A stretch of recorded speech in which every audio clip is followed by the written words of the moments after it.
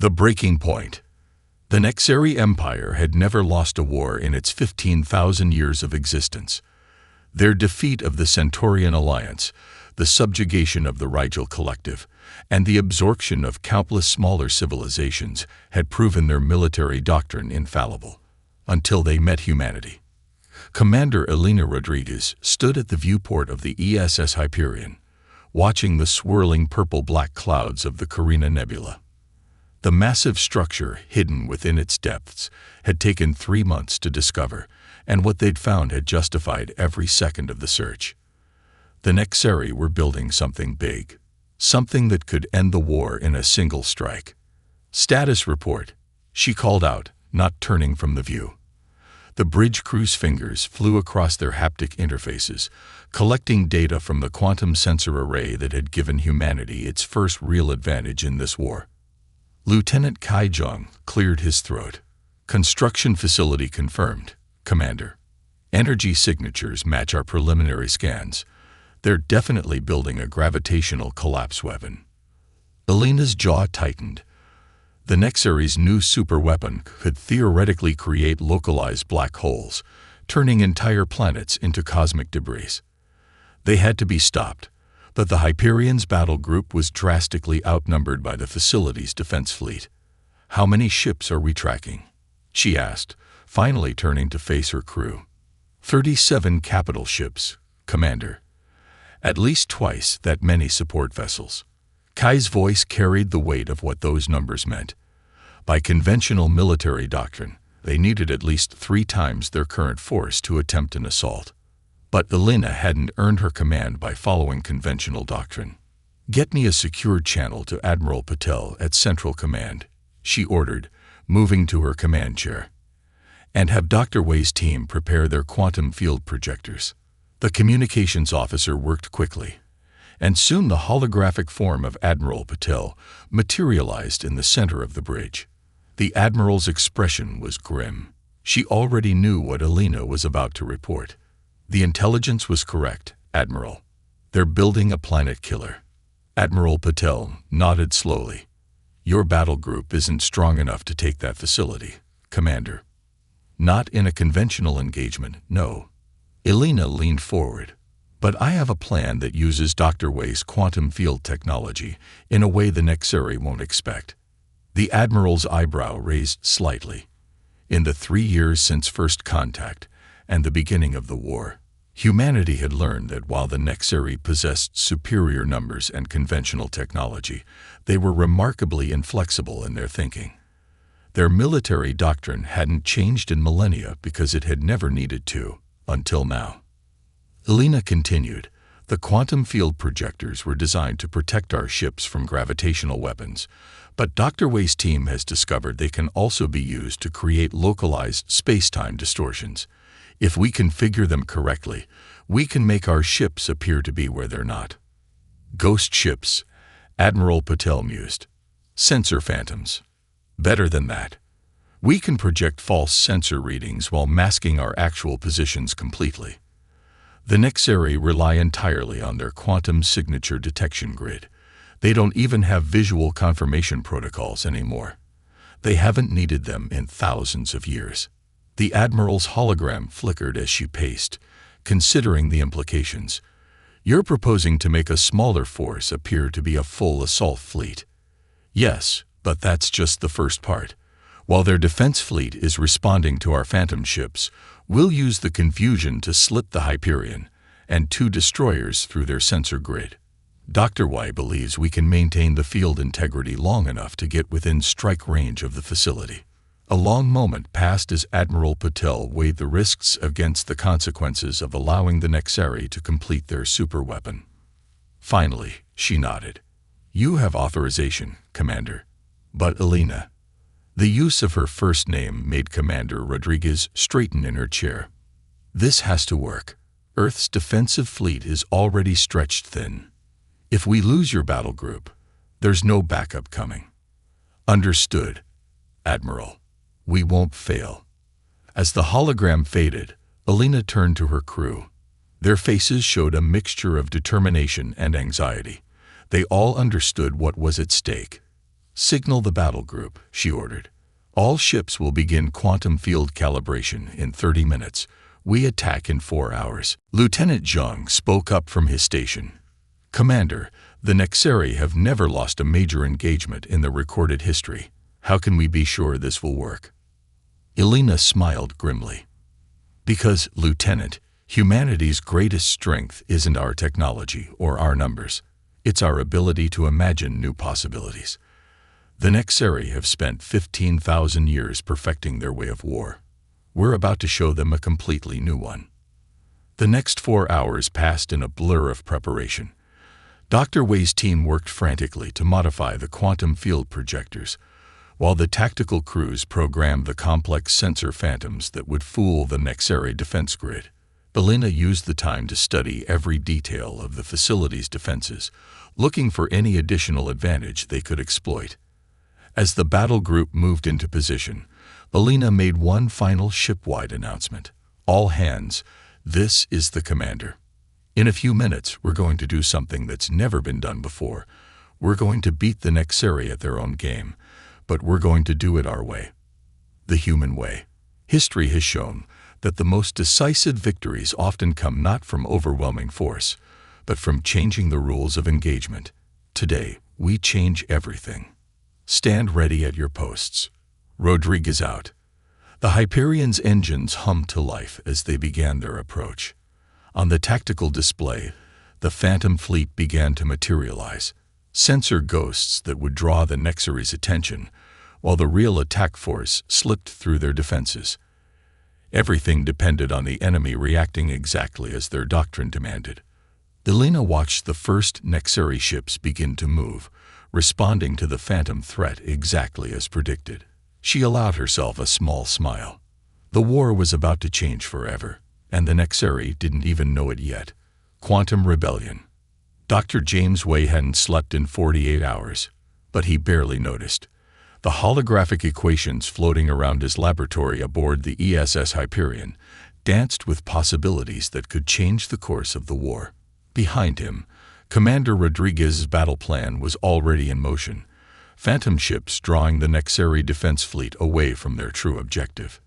Dr. Way, his assistant, Dr. Maya Prabhu, interrupted his concentration.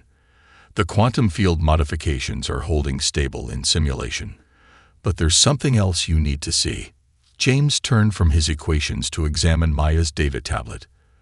The quantum field wasn't just masking their ships, it was doing something unprecedented. The space-time distortions they'd created were having a cascading effect on the Nexeri's own sensor grid, creating a feedback loop that amplified their deception far beyond their original calculations. "This is..." James trailed off, his mind racing through the implications. "Maya, are you seeing what I'm seeing?" She nodded, her dark eyes bright with excitement. "Their quantum detection network isn't just being fooled, it's being transformed. We're not just hiding from their sensors, we're teaching them to lie to their masters." A smile spread across James's face as he opened a direct channel to the bridge. "Commander Rodriguez, we've discovered something that changes everything. The quantum field isn't just creating phantoms, it's rewriting the basic protocols of their sensor grid. Every ghost ship we project is being read as real by their entire defense network." On the bridge, Elena processed this information with growing excitement. "Can they detect the manipulation?" "That's the beautiful part," James replied. "Their system is so automated, so dependent on quantum signatures they've trusted for millennia, that it's incapable of questioning the data. We're not just fooling their sensors, we're turning their entire defensive doctrine against them." The implications were staggering. The Nexeri Empire had built its military superiority on absolute faith in their technology.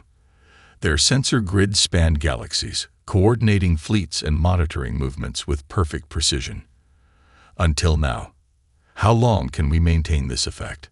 Elena asked. "Indefinitely," Maya cut in. "The cascade is self-sustaining now.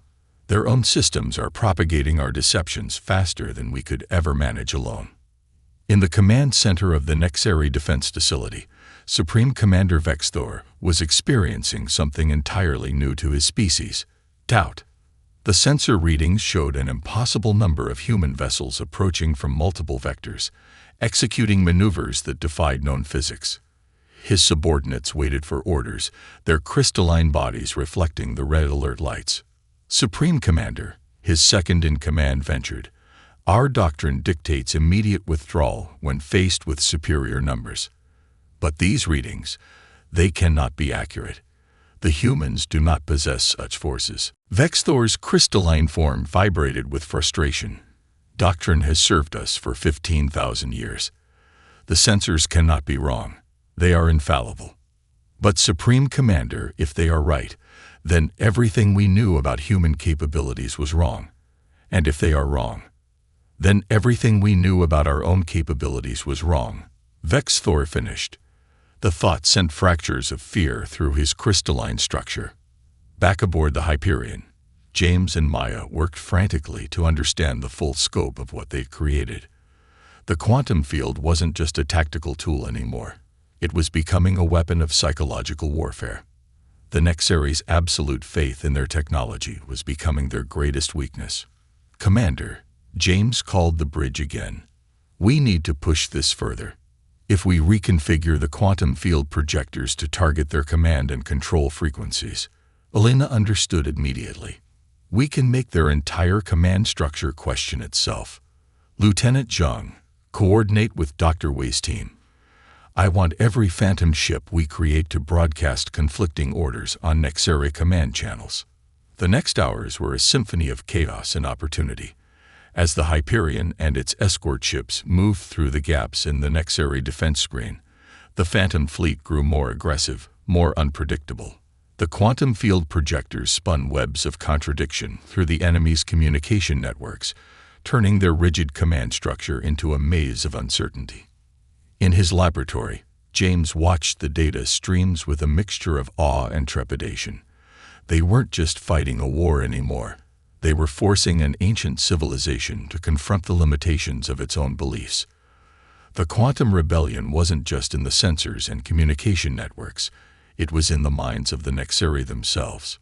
"Maya," he said softly, "we need to document everything. When this is over, what we've learned here will change more than just the war.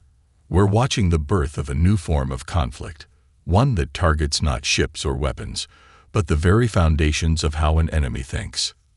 As if to emphasize his point, the tactical display showed another Nexari battle group breaking formation, unable to reconcile their orders with their sensor readings. The mighty empire that had never known defeat was being undone, not by superior firepower, but by the seeds of doubt planted in their own systems. Commander Rodriguez's voice came through the lab speakers. "Dr. Wei, we're approaching the facility's outer defense perimeter. Are you ready for Phase 2? James looked at Maya, who nodded confidently. "Ready, Commander. The quantum field is stable, and the cascade effect is exceeding all expectations. They won't see us until it's too late." As the Hyperion moved into attack position, James thought about the irony of their situation. The Nexari had spent millennia perfecting their technology, making it more precise, more reliable, more absolute, but they had forgotten something fundamental about the nature of progress. True advancement comes not from perfecting what you know, but from being willing to question it.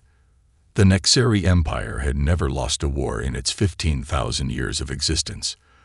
Their defeat of the Centaurian Alliance, the subjugation of the Rigel Collective, and the absorption of countless smaller civilizations had proven their military doctrine infallible, until they met humanity. Commander Elena Rodriguez stood at the viewport of the ESS Hyperion, watching the swirling purple-black clouds of the Carina Nebula. The massive structure hidden within its depths had taken 3 months to discover, and what they'd found had justified every second of the search. The Nexari were building something big, something that could end the war in a single strike. "Status report," she called out, not turning from the view. The bridge crew's fingers flew across their haptic interfaces, collecting data from the quantum sensor array that had given humanity its first real advantage in this war. Lieutenant Kai Jung cleared his throat. Construction facility confirmed, Commander. Energy signatures match our preliminary scans. They're definitely building a gravitational collapse weapon. Alina's jaw tightened. The Nexary's new superweapon could theoretically create localized black holes, turning entire planets into cosmic debris. They had to be stopped, but the Hyperion's battle group was drastically outnumbered by the facility's defense fleet. "How many ships are we tracking?" she asked, finally turning to face her crew. 37 capital ships, Commander. At least twice that many support vessels. Kai's voice carried the weight of what those numbers meant. By conventional military doctrine, they needed at least 3 times their current force to attempt an assault. But Alina hadn't earned her command by following conventional doctrine. "Get me a secure channel to Admiral Patel at Central Command," she ordered, moving to her command chair, "and have Dr. Wei's team prepare their quantum field projectors." The communications officer worked quickly, and soon the holographic form of Admiral Patel materialized in the center of the bridge. The Admiral's expression was grim. She already knew what Alina was about to report. "The intelligence was correct, Admiral. They're building a planet killer." Admiral Patel nodded slowly. "Your battle group isn't strong enough to take that facility, Commander." "Not in a conventional engagement, no." Alina leaned forward. "But I have a plan that uses Dr. Wei's quantum field technology in a way the Nexari won't expect."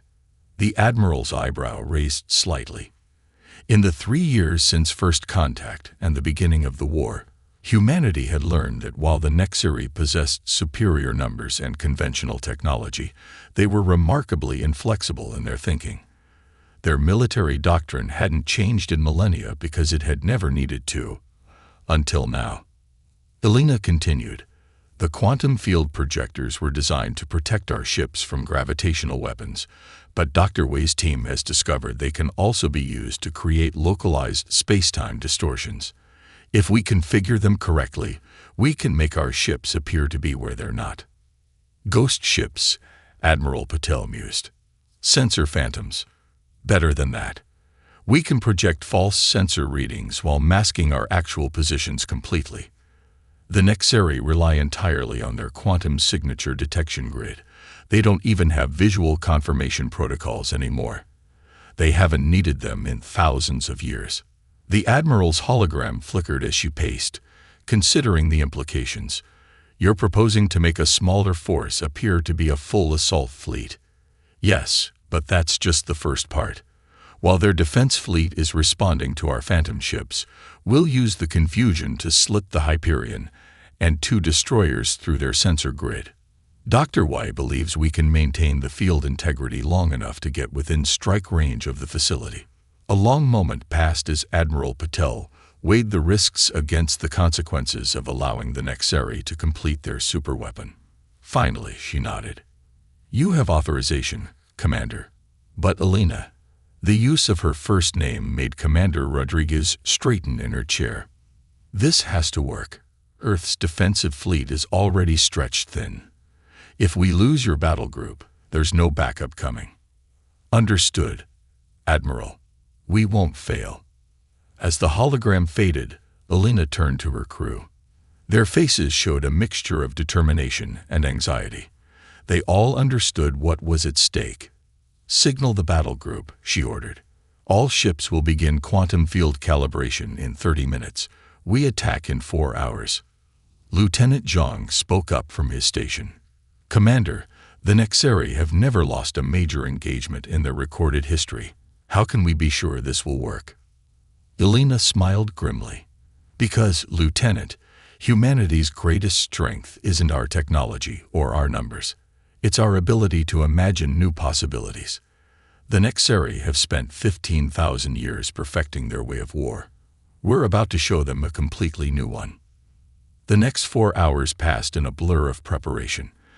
Dr. Wei's team worked frantically to modify the quantum field projectors, while the tactical crews programmed the complex sensor phantoms that would fool the Nexeri defense grid. Alina used the time to study every detail of the facility's defenses, looking for any additional advantage they could exploit. As the battle group moved into position, Alina made one final ship-wide announcement. All hands, this is the commander. In a few minutes, we're going to do something that's never been done before. We're going to beat the Nexeri at their own game, but we're going to do it our way. The human way. History has shown that the most decisive victories often come not from overwhelming force, but from changing the rules of engagement. Today, we change everything. Stand ready at your posts. Rodriguez out. The Hyperion's engines hummed to life as they began their approach. On the tactical display, the Phantom fleet began to materialize, sensor ghosts that would draw the Nexeri's attention, while the real attack force slipped through their defenses. Everything depended on the enemy reacting exactly as their doctrine demanded. Alina watched the first Nexeri ships begin to move, responding to the Phantom threat exactly as predicted. She allowed herself a small smile. The war was about to change forever, and the Nexeri didn't even know it yet. The Ghost Fleet Strategy. Captain Michael Okonjo stood in the war room of the Earth Defense Command, surrounded by holographic displays showing the positions of both human and Nexeri forces across 3 spiral arms of the galaxy. The success of Commander Rodriguez's mission had changed everything. Now it was his job to turn that single victory into a war-winning strategy. The quantum field technology isn't just a defensive tool anymore, he explained to the assembled admirals.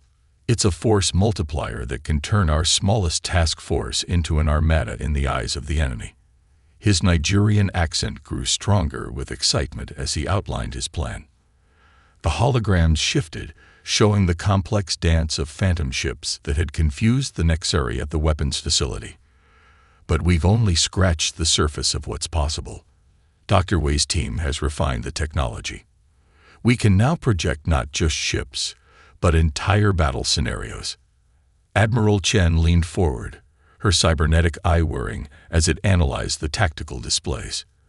You're proposing to expand this deception to a strategic level. Exactly. Michael waved his hand, and the holographic display expanded to show the entire known galaxy. The Nexeri built their empire on absolute control of information.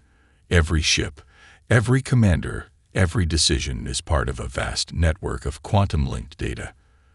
By feeding false information into that network, we can make them see threats everywhere. The room fell silent as the implications sank in. The Nexeri Empire had never faced an enemy that could manipulate their perceptions on such a fundamental level. Their strength, their absolute faith in their technology, had become their greatest vulnerability. How quickly can we implement this strategy? Admiral Singh asked, his holographic projection flickering slightly from his command post in the Orient sector. Michael smiled. We already have. For the past 12 hours, our quantum field generators have been creating phantom fleet movements across 50 different star systems. The Nexeri are already responding, dispersing their forces to counter threats that don't exist. The tactical displays updated in real time, showing Nexeri battle groups breaking formation, rushing to defend against imaginary attacks. Their once coordinated defense grid was becoming a scattered mess of reactive deployments. But Michael knew the real genius of the plan wasn't just in the deception. The key is in the psychological impact, he continued. Every time they respond to a phantom threat, we reinforce their belief in their sensor data. But simultaneously, we're introducing subtle inconsistencies that create doubt in their command structure. He highlighted a particular sector where a Nexeri fleet was executing a complex series of maneuvers. Look here. This fleet commander is responding to what he thinks is a human attack force, but his sensor data conflicts with the strategic assessment from his superiors. He has to choose between trusting his instruments or his orders. Admiral Chen's cybernetic eye flashed. We're not just fighting their ships, we're attacking their decision-making process itself. Precisely. Michael brought up another display, this one showing the quantum field calculations developed by Dr. Wei's team. The beauty of this strategy is that it becomes more effective the more they try to counter it. Every attempt to verify their sensor data just creates more opportunities for our quantum fields to introduce new inconsistencies. The room erupted in discussion as the admirals debated the implications. Michael let them talk, watching the tactical displays with satisfaction. In the 3 days since Commander Rodriguez's successful strike on the weapons facility, the entire nature of the war had changed. The Nexari were no longer the invincible force they'd been for 15,000 years. His communication implant chimed, and Dr. Wei's voice filled his head. "Captain, we've detected something interesting. The Nexari are attempting to recalibrate their entire sensor network." Michael's smile widened. "They're trying to purge the quantum field influence." "Yes, but it's having the opposite effect. Our phantom data is so deeply embedded in their systems that any attempt to reset just creates more contradictions. Their own security protocols are working against them." This was exactly what Michael had hoped for. The Nexari's rigid adherence to their technological doctrine made it impossible for them to simply shut down their networks and start fresh. They were trapped by their own inflexibility. "Keep monitoring their attempts," he instructed. "Every failed recalibration is another crack in their confidence." He turned back to the admirals, who had finished their discussion and were waiting for his next revelation. "Ladies and gentlemen, we are about to launch Phase 2. We're not just going to show the Nexari phantom fleets, we're going to show them phantom victories." The tactical display shifted again, showing a complex series of battle plans. "Our quantum fields will create the illusion of successful Nexari counterattacks. They'll see their ships destroying our forces, claiming victories, advancing into our territory. And then, gradually, those victories will unravel. The conquered territory will prove empty. The destroyed human ships will reappear elsewhere. Their own records will contradict each other." Admiral Chen's human eye widened as she grasped the psychological impact. "We're not just making them doubt their sensors. We're making them doubt reality itself." Michael nodded grimly. "The Nexari built their empire on certainty. We're going to show them what uncertainty feels like. And while their commanders are trying to separate truth from fiction, our real fleets will be positioning themselves for the actual counterattack." The war room hummed with energy as the assembled leaders began coordinating the implementation of the Ghost Fleet strategy. Michael watched them work, feeling the weight of history in the making. Humanity had taken the Nexari's greatest strength, their absolute faith in their technology, and turned it into a weapon against them. The next phase of the war would be fought not just with ships and weapons, but with doubt and uncertainty. And in that kind of war, humanity's greatest assets, creativity, adaptability, and the ability to embrace chaos, would prove decisive. As if to emphasize the point, another alert came through his implant. Dr. Wei's voice was excited. "Captain, we're detecting widespread communications disruptions in the Nexari command network. They're beginning to question everything." Michael allowed himself a moment of satisfaction. The Ghost Fleet was becoming more real to the Nexari than their actual ships. Soon, the empire that had never lost a war would learn that victory wasn't always about who had the biggest fleet or the most advanced technology. Sometimes, victory belonged to those who could make their enemies defeat themselves. Empire's Gambit. High Admiral Kexful of the Nexari Empire stood before the Great Council, his crystalline form dulled with stress. The vast chamber, carved from a single massive crystal of pure diamond, had hosted 15,000 years of military triumphs. Today, it would host something entirely different. An admission of failure.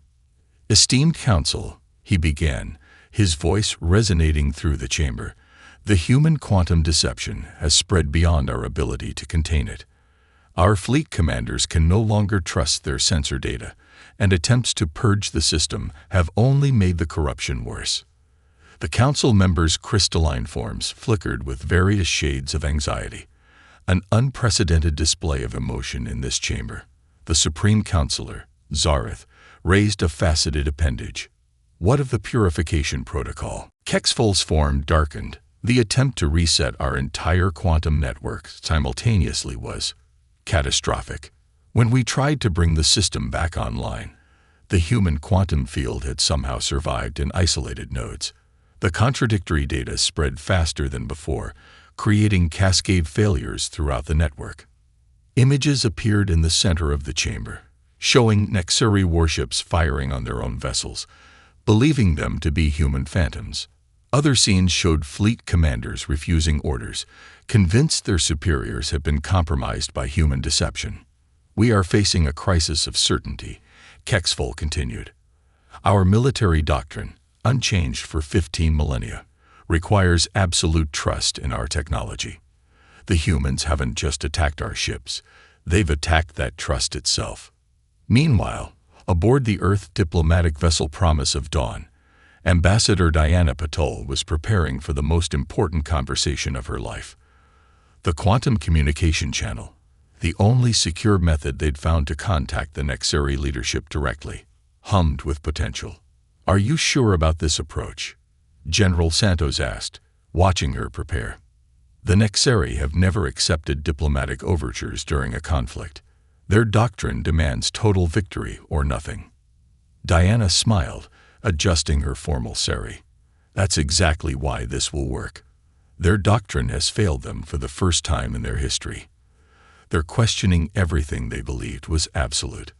This is the moment to show them an alternative." The quantum channel activated, and Diana found herself facing a holographic projection of the Nexuri Council. The crystalline beings seemed somehow diminished, their usual brilliant facets dulled by uncertainty. "Honorable Council," she began, "I come before you not to demand surrender or to threaten further action, but to offer something your empire has never needed before, a chance to evolve." The council chamber erupted in discordant harmonics, the Nexuri equivalent of shocked murmurs. Supreme Counselor Zareth moved forward. "Explain, human. Your empire has achieved something remarkable. 15,000 years of absolute consistency. But the universe is not consistent. It is chaos and change and evolution. Humanity doesn't win wars through superior strength or technology, but through our ability to adapt, to embrace uncertainty, to find new ways forward." She gestured, and holographic images appeared showing human history, centuries of warfare giving way to cooperation, of enemies becoming allies, of civilizations learning to grow beyond their conflicts. "We're offering you more than peace," Diana continued. "We're offering you partnership in facing the true enemy, stagnation. Your empire hasn't grown in millennia. It has only expanded.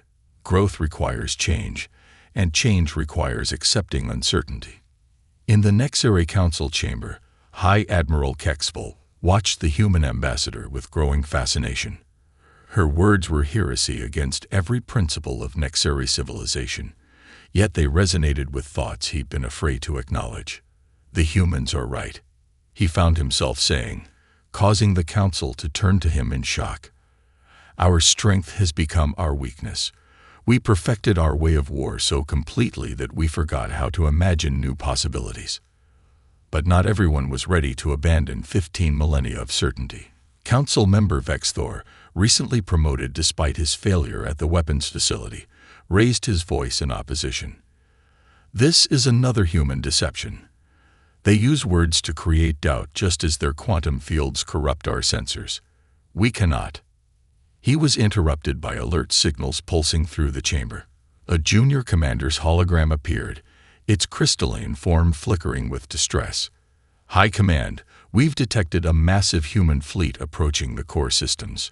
Kexfol accessed the tactical data and felt his form freeze in shock. The readings showed thousands of human warships, far more than Earth could possibly have built. But after weeks of quantum deception, he could no longer trust what his sensors told him. "Is it real?" he demanded. "Have we confirmed visual contact?"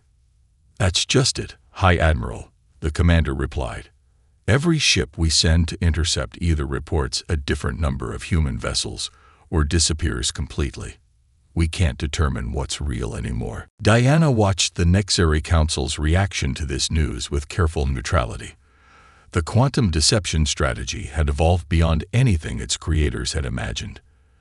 The ghost fleets weren't just phantom sensor readings anymore. They had become something like a virus in the Nexari military consciousness, making them doubt even their own observations. "This is the moment of choice," she said softly. "You can continue trying to fight a war according to rules that no longer apply, or you can take the first step towards something new. The fleet approaching your core systems may be real, or it may be another phantom. But ask yourselves, does it matter? The real threat to your empire isn't out there in space. It's in your inability to adapt." Supreme Counselor Zareth's crystalline form shimmered with complex emotions. For the first time in recorded Nexari history, the future was uncertain, and in that uncertainty lay both terror and possibility. "Ambassador Patel," Zareth said finally, "your words are disturbing and compelling. Perhaps it is time for the Nexari Empire to learn something new." The chamber resonated with the harmonic equivalent of gasps, but Diana could see in the dulled facets and uncertain movements that many of the council members felt relief at hearing these words spoken aloud. The war wasn't over. There would be hardliners who would resist any change to 15,000 years of doctrine. But a crack had appeared in the crystal perfection of Nexari certainty, and through that crack, something new could grow. Dawn of change.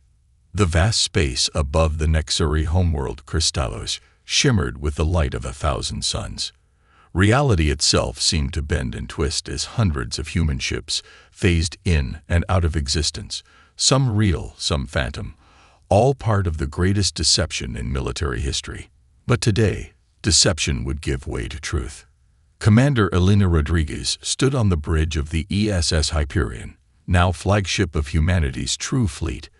Just 30 ships, but positioned perfectly thanks to weeks of quantum ghost operations. Dr. James Way and his team had outdone themselves, creating a web of phantom fleets so convincing that even they sometimes had trouble distinguishing reality from illusion.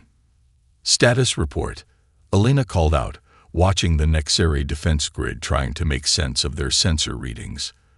Lieutenant Zhang, now her XO, responded with quiet confidence. "The quantum field is holding stable. Nexari fleet movements suggest complete tactical confusion.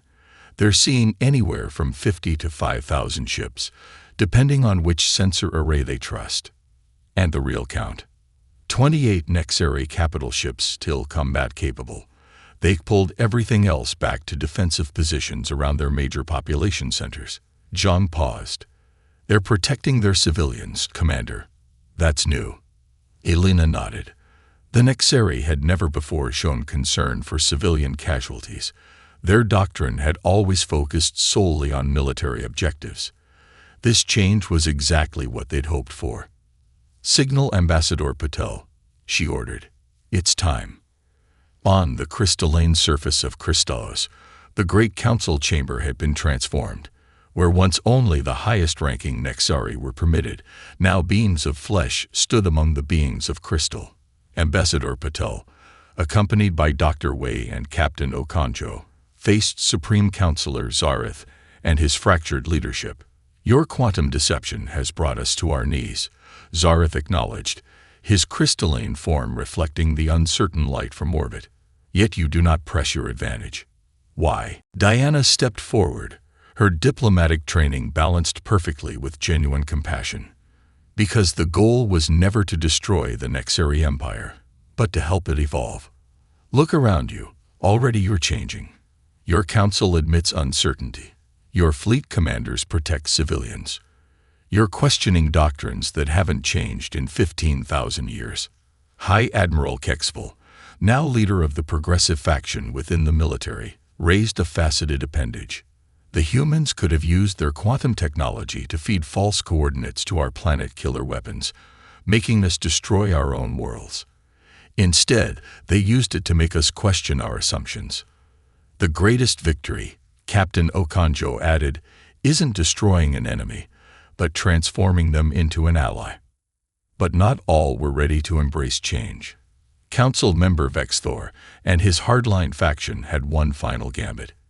Hidden quantum transmitters activated, sending commands to automated defense systems that even the Council didn't know existed. If we cannot have certainty, Vex Thor's harmonics rang with desperate conviction, then none shall have anything. Orbital defense platforms, relics of ancient wars, began powering up. Their weapons could crack planets, and they were aimed not just at the human fleet, but at Crystallos itself. Dr. Wei's eyes widened as his quantum sensors detected the power surge. Those platforms, their targeting systems are tied into the same quantum network we've been corrupting.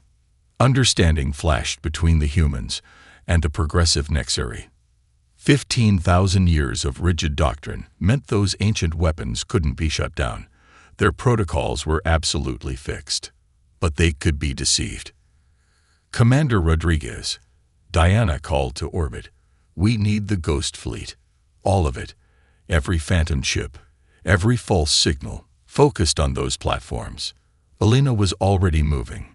Dr. Wei's team. Coordinate with Nexari Tactical.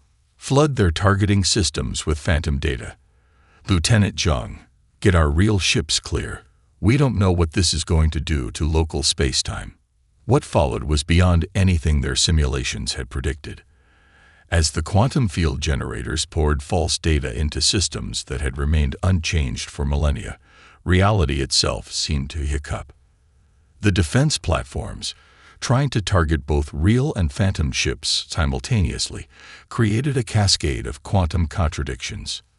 In the council chamber, humans and Nexari watched in awe as the platforms began to disappear. Not destroyed, but phased out of normal space-time by their own attempts to resolve impossible targeting solutions.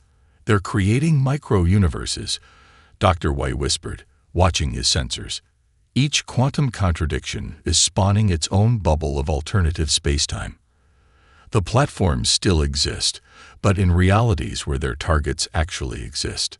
The crisis passed as quickly as it had begun. The platforms were gone, taking with them the last vestiges of the old Nexari doctrine of absolute certainty. In their place remained something far more valuable: possibility.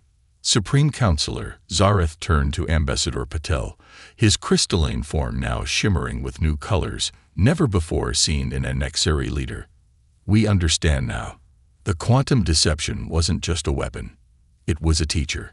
You showed us that uncertainty isn't weakness. It's potential. Diana smiled. The universe is vast and full of mysteries. No single species, no matter how ancient or advanced, can claim to have all the answers. But together, Kexful finished, we can explore those mysteries. Not as conquerors seeking to impose certainty, but as explorers embracing the unknown. The peace treaty that followed was unlike any in human or Nexari history. Instead of focusing on boundaries and restrictions, it established frameworks for collaboration. The Nexari would share their 15,000 years of accumulated knowledge, while humanity would help them discover new ways to grow and adapt. Commander Rodriguez, watching from orbit as human and Nexari ships began coordinated operations to stabilize the local space-time distortions, felt a deep satisfaction. Send a message to Earth, she ordered. The war that was supposed to last forever has ended. But the real adventure, learning to grow together, is just beginning. In the Great Council chamber, now permanently open to representatives of both species, Dr. Wei worked with Nexari scientists to understand the quantum phenomena they'd unleashed. The Ghost Fleet strategy had evolved beyond weapons into something that could reshape reality itself. Captain Okonjo, studying the tactical displays that now showed joint human-Nexari patrols, mused on the irony. We won by making them see things that weren't there. But in the end, what they saw was something real. A better version of themselves. Ambassador Patel, standing between her human colleagues and her new Nexari counterparts, thought about the long journey ahead. The war was over, but the real challenge, helping an ancient civilization learn to embrace change while preserving the best of their traditions, was just beginning.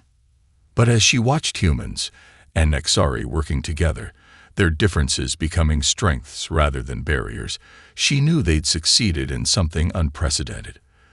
They'd taken a war that was supposed to last forever and transformed it into an endless journey of discovery. The quantum ghosts had shown the Nexari that reality was more complex and wonderful than their doctrine had ever admitted. And in that revelation, both civilizations had found something greater than victory.